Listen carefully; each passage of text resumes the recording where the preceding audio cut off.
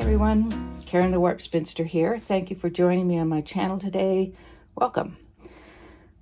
Today I want to do a little kind of an easy exploration, I guess, using this black and white piece, which is not going to be in the black and white Art Deco I've been working on, which has turned out to not be very deco, but that's what I've called it, so that's what it's going to be. I have recently been trying to do more with my urban sketching, and I just finished watching a class. I'll go through it again and actually do it on Domestica from Maru Godas, who is a painter in Barcelona. And many urban sketchers use either just pen and ink or pen and ink with watercolor, but she uses gouache, which is a medium I would really like to do more with.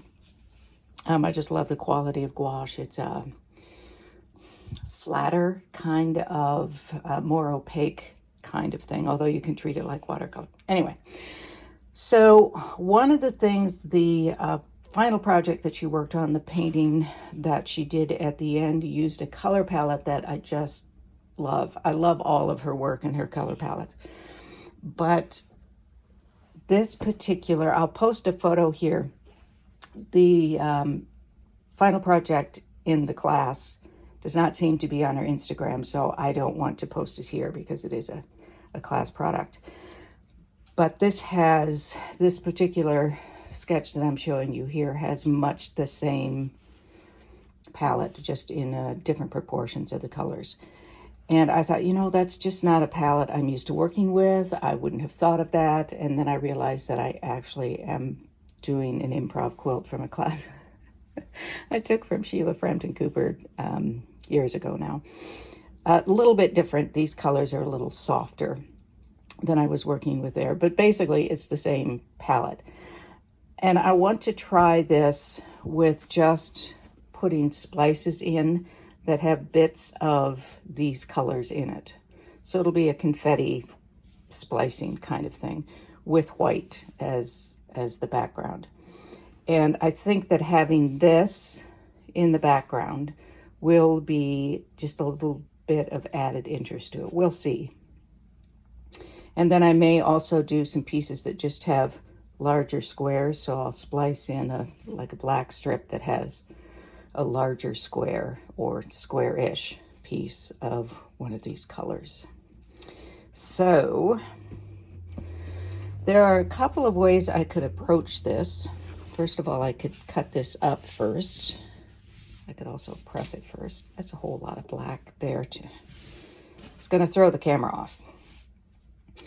One of the reasons that I want to use this is because I want to do something with this. That's just a lot of fabric and beautiful black and white that I need to do something with.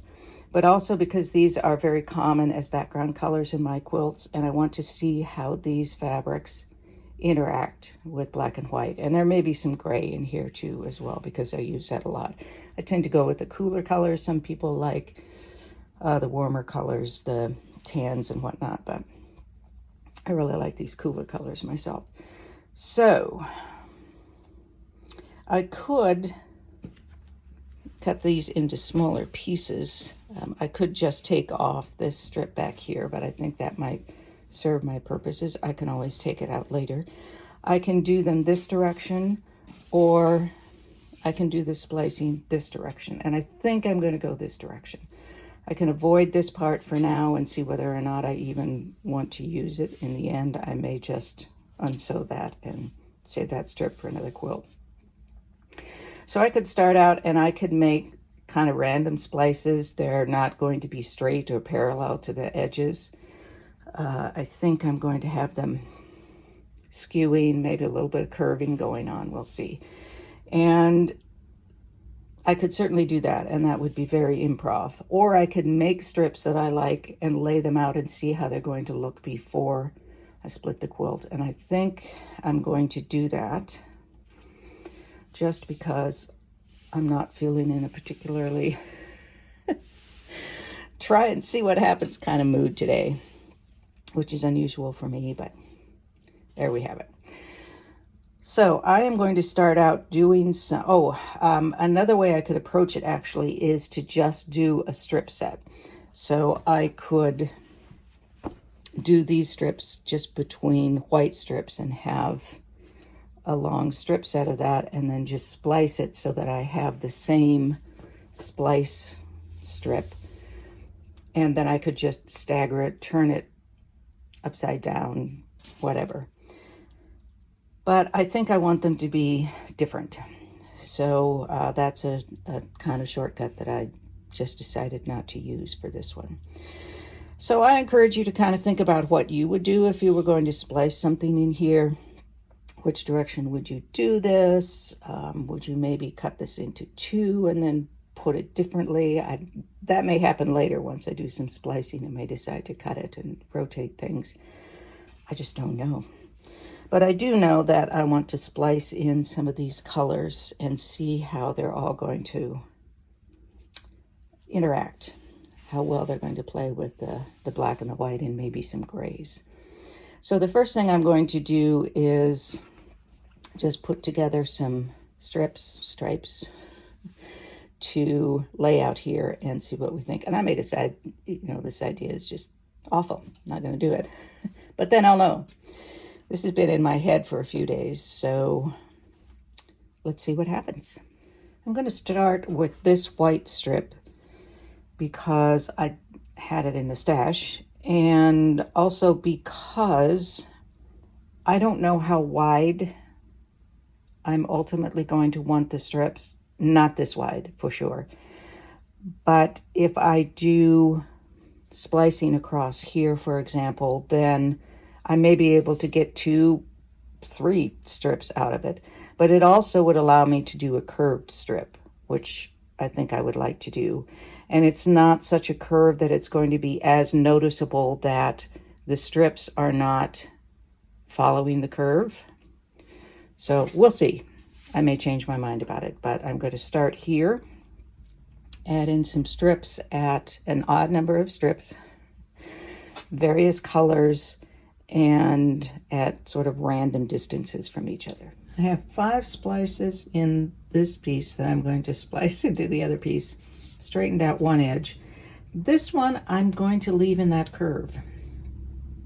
So my next step will be to cut this curve, and I'm going to leave it, reasonably wide, because I don't know how wide I want that piece to be when I splice it into the black and white. So I don't know.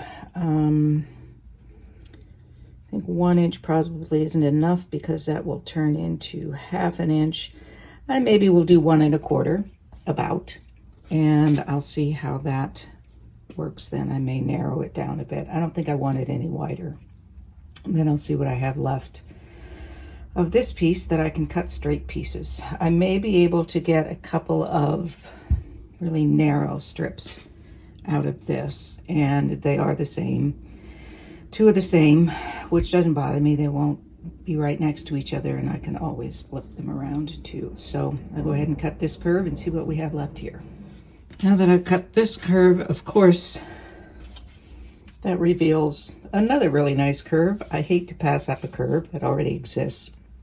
So I'm also going to cut this into a curve and then straighten whatever is left. That's going to be a pretty narrow curve. I'm okay with that. And now this will just get straightened up, and I may end up with a piece that I can use somewhere else, or it may be too narrow. We'll see. All right, 3 pieces from that one splice, which is nice. This one is going to be fairly narrow. Okay with that. I have flipped these so that they don't look like they're just the same. And then I flipped this one so that it's different from that one. I didn't flip that one, but now I have. And the other thing I can do is just change where they fall relative to each other and be on other ends of the finished piece. So I think we'll be all right, and I'm going to do a couple more strips then. And I may try some that have more splices in them. Still an odd number, but more in the slice. We have a few strips now, enough to get an idea of whether this is going where I am wanting and expecting it to go. So let's see how they're going to look across here. Now, they may not be long enough, and that does not worry me, because one of the things I'm thinking I want to do is to put black on either end, because that will then sort of blend into it better.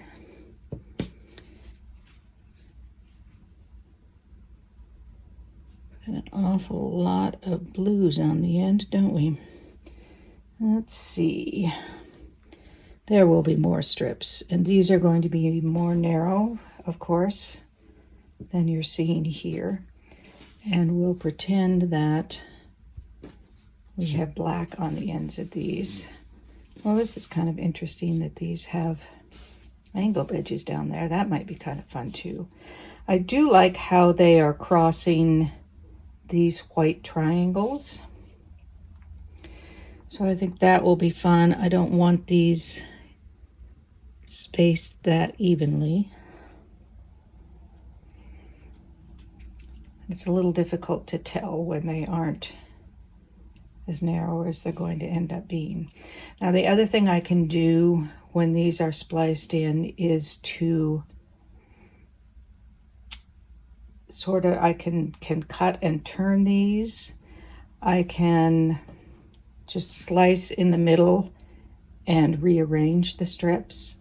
But I kind of like this continued pattern there. And it won't be exactly continued because we're going to be splicing things in. I mean, we could make it do that if we wanted to, but I'm not sure that I do. And now this is reminding me of birch trees. Not that the birch trees have those colors, of course, but this kind of reminds me of the bark markings on birch trees, as does this. So that's kind of interesting. Wouldn't it be odd if I ended up making more of this for the whole piece? All right, I am going to, what am I going to do now? I'm going to add some black pieces on the ends of these. I may in fact do some angles down here. And maybe this piece I will remove, but add some triangles in going the other way. So the wider end here and narrower to there. But first, let me put some end black pieces here.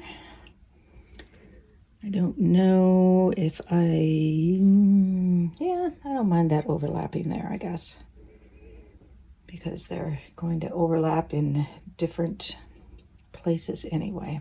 Sorry, I'm having trouble getting my words out into a complete sentence today for some reason. All right, next step, the black bits on the ends. I have trimmed. I have added black ends to these strips, and I like that effect. It's a little more random. And I do think that I'm going to be adding some triangles going that direction. Maybe one here and a couple of small ones there. Maybe overlapping that one a bit. Not sure about that yet. And I did angle the ends on some of them because I think that will add something to it. So I'm liking this. It is, as usual, quite different from what I had envisioned, but I still like it. So I will continue with it, but I think that's going to be it for today. I would love to know what you're thinking. I am seeing right now, of course, that I only have 4 strips here, which will definitely change because I can't leave it at an even number. So I will add at least one more. And this one is fairly full with lines. These three not so much, so I think I'll do another one that has more splices in it, just to kind of balance things out a bit.